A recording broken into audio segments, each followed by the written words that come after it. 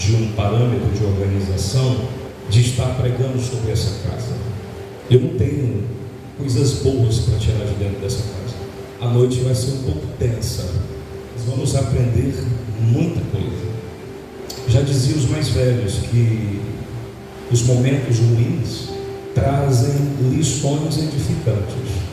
Diz assim a palavra do Senhor: e os que prenderam a Jesus o conduziram à casa do sumo sacerdote Yosef bar Caifás, onde os escribas e os anciãos estavam analisando todas as casas que Jesus adentrou. Nós fomos aqui ao longo do tempo, cada ministro teve e deu de fato a sua parcela de contribuição, onde na oportunidade nós fomos edificados. Só que hoje é diferente. Jesus está sendo levado para a casa de Yosef bar Caifás, um dos homens mais influentes da época, um dos homens mais poderosos da época. Existiam 4 grupos religiosos e ao mesmo tempo políticos: os fariseus, os saduceus, os essênios e os zelotes.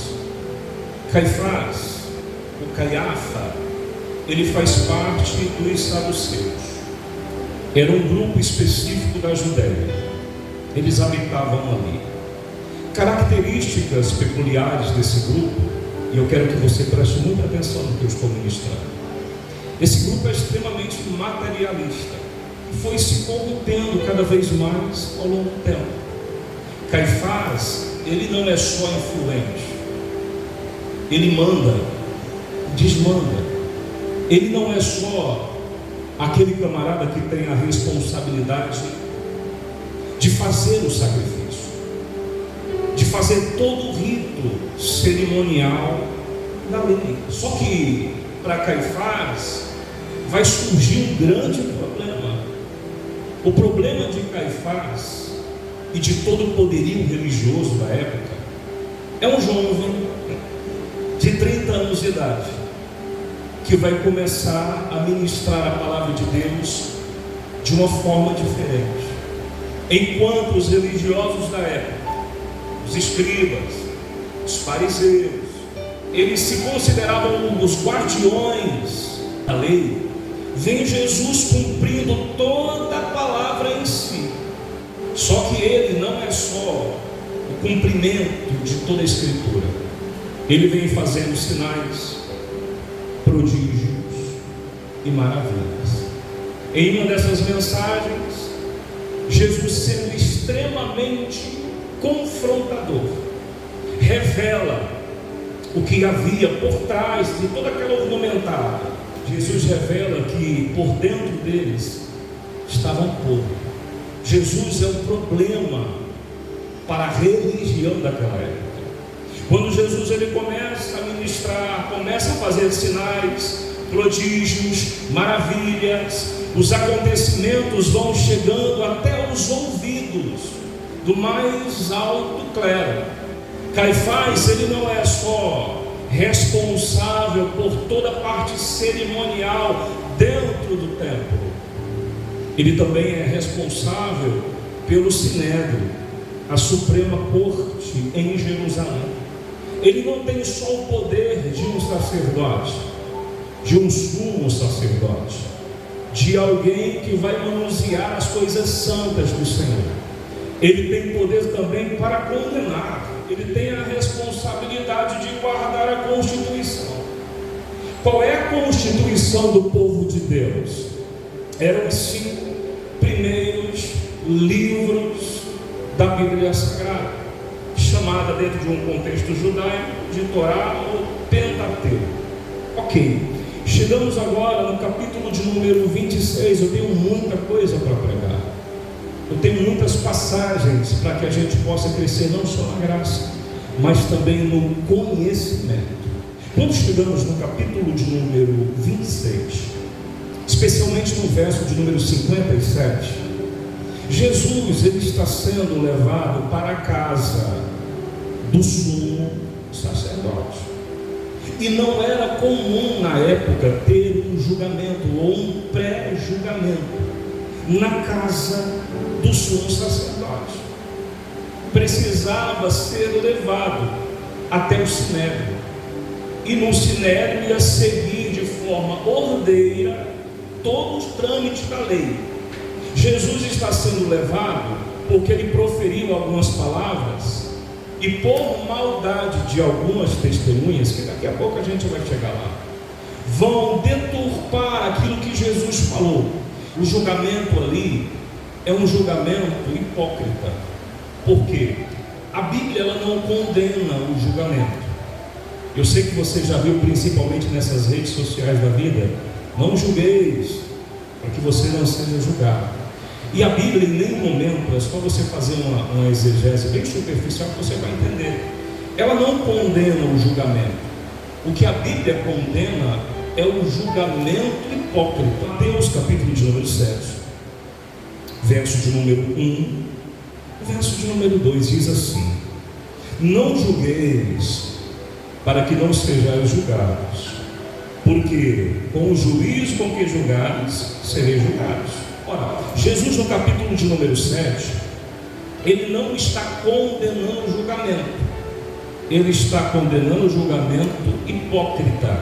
João capítulo de número 7, verso de número 24: não julgueis segundo a aparência, mas julgai segundo a reta justiça.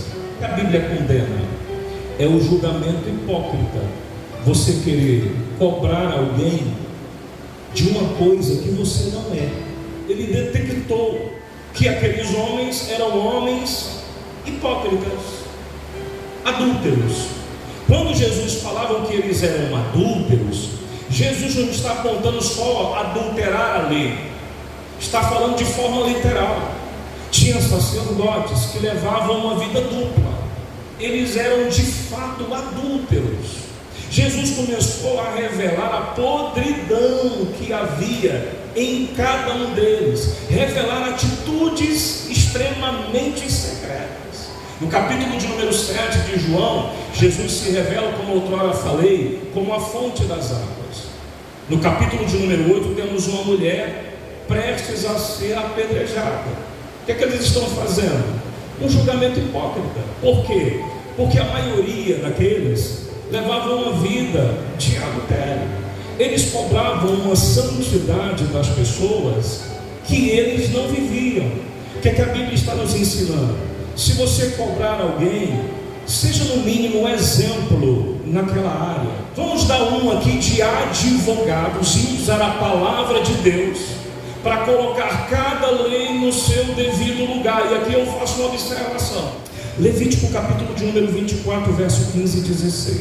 Vamos para a primeira acusação e vamos nos colocar como aqui advogados, já que os religiosos não guardaram a lei. O julgamento é mentiroso, fraudulento, hipócrita. Vamos pregar a verdade. Os filhos de Israel falarás, dizendo: qualquer que amaldiçoar o seu Deus levará sobre si o seu pecado, certamente morrerá. É certeza, ok? Toda congregação certamente o apedrejará. Olha para mim e presta atenção. Jesus aqui na casa de Iosefo, Bar Caiafa ou Caifás, eles estão atribuindo a Jesus o pecado de blasfêmia. Abra sua Bíblia em João 2,19. Esse aqui é o outro pecado que eles vão atribuir a Jesus. Jesus respondeu e disse-lhes, presta atenção que Jesus está dizendo, porque lá na casa de Caifás vão deturpar o que Jesus falou. Isso aqui é muito importante. Jesus respondeu e disse-lhes, o que ele disse? Destruir este templo. Jesus em nenhum momento falou: eu vou destruir o templo.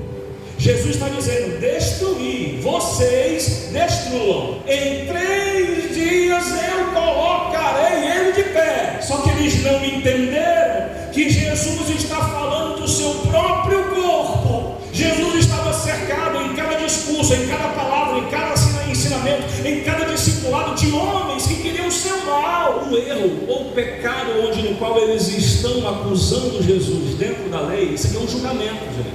Na tela, Esdras 6:3. Aqui está toda a conduta que eles vão enquadrar a Jesus. E quando eles enquadraram Jesus nesse decreto, redobra atenção, não é só Jesus que vai padecer. A mãe de Jesus também sofrerá consequência. Primeiro ano do rei, pega uma caneta, circula Ciro. Estabeleceu o seguinte decreto.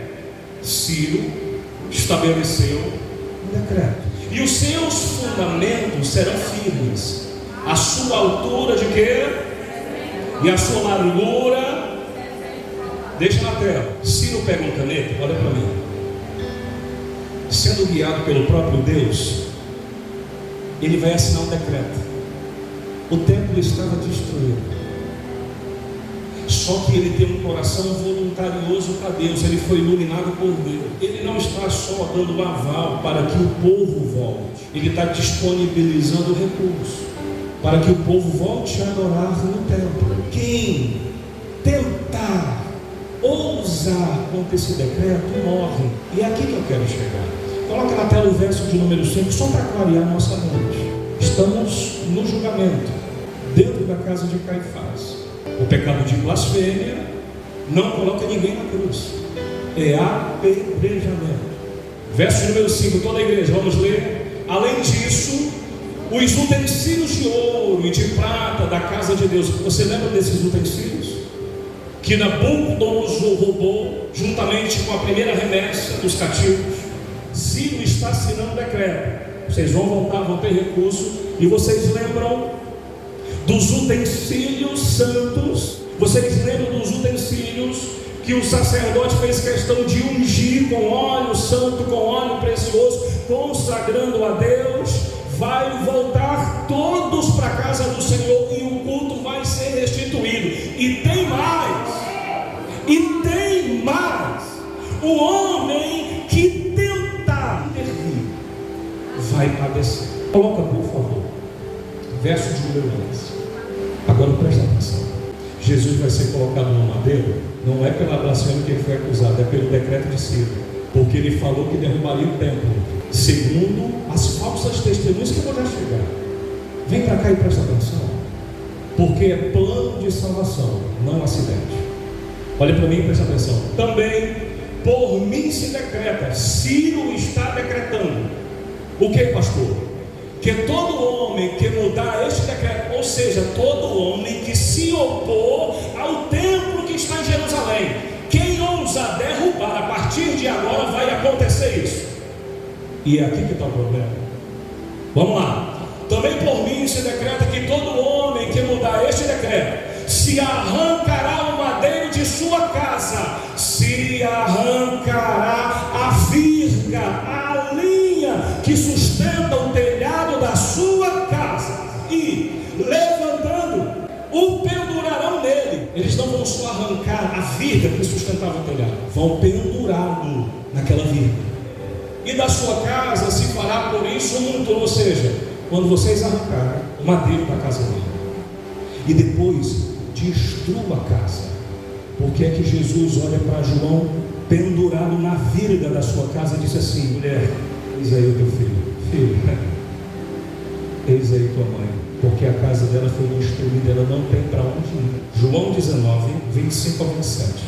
E junto à cruz de Jesus estavam a sua mãe, a irmã de sua mãe, Maria, mulher de Cleopas, e Maria Madalena, Maria de Magdala. 26. E depois disse ao discípulo, e desde aquela hora o discípulo a recebeu na sua, pega uma caneta e circula. E desde aquele momento, João ficou com a responsabilidade de cuidar de Maria como filho. Peraí, vamos lá. Vamos raciocinar. Se Maria está com a sua casa em pé, ela volta para casa. Maria concebeu Jesus de 14 para 15, no máximo 16. Maria não tem 50 anos de idade. Maria pode fazer muito bem os afazeres da sua casa. Ela não é aquela velha que... Não. Maria é nova. Ela sabe fazer tudo, ela tem força para fazer tudo, mas por que ela não pode? Porque ela não tem mais a casa. Mateus 26, 59 ao 61, que agora eu vou concluir. Tanto é que quando João ele é enviado para Éfeso, olha para cá, quando João ele é enviado para pastorear a igreja de Éfeso, Maria morre em Éfeso. Eles não encontraram dolo em Jesus, pecado em Jesus, ok? Então o que é que vai acontecer? Havia homens que andavam atrás de Jesus. Então quando Jesus disse, derribai, ele não disse, eu vou derrubar. Ele não falou isso. Só que vai aparecer falsa testemunha. E o que tem de gente disposta a mentir para condenar as pessoas. Nunca minta, nunca levante falso testemunho. Nunca abra a boca para dizer uma coisa que você não viu, que você não estava lá para ouvir. Presta atenção, tira o teu time de campo, sai fora. Você não estava lá. Eu fico casgaviado com esse pessoal que tenta construir a imagem de alguém terceiros. Rapaz, fulano de tal, a gente nunca sentou com uma pessoa para conversar, para tomar um café, e a gente começa a fazer um desenho deturpado da pessoa. Por quê? Porque a gente ouviu uma falsa testemunha e não achavam, apesar de se apresentarem muitas testemunhas falsas. Mas por fim chegaram duas testemunhas falsas. Deixa na tela. Por fim chegou dois endemoniados, que os mesmos saduceus, fariseus, religiosos pagaram propina. Vai lá e diz isso. E disseram, este disse. Chegou duas testemunhas e disseram, eu ouvi, eu estava lá, eu ouvi ele proferir. Este disse, eu posso, prega comigo, olha para mim, eu posso. Jesus disse isso? Jesus falou isso, igreja? Não. Mas sempre tem alguém que vai deturpar as suas palavras. Tem alguém que tem problema, né, pastor Mateus? De audição. Eu acho que falaram de mim. Eu acho que eu ouvi. Você acha ou tem certeza? Nos dias em que vivemos, temos que nos encontrar fiéis diante de Deus. A Bíblia também nos ensina a fugir dos falatórios profanos. Eu ainda não estou pregando, estou só na introdução da mensagem. E disseram, esse disse, eu posso derrubar o templo de Deus e reedificá-lo em 3. Diga, falsa testemunha. Dentro da casa de Iosef, Bar Caiafa, o Caifás, tem umas lições importantes. Que lições e princípios são esses? Às vezes, a nossa casa, a minha casa, pode se tornar um tribunal de juízo para condenar nossos irmãos.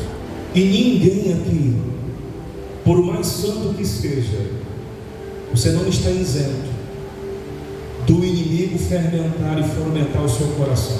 Quem sabe em algum momento, assentado na mesa da sua casa, você falou mal de um irmão seu, que segundo os nossos parâmetros, até merecia que você falasse dele na sua mesa. Ao contrário de Jesus, merecia um juízo.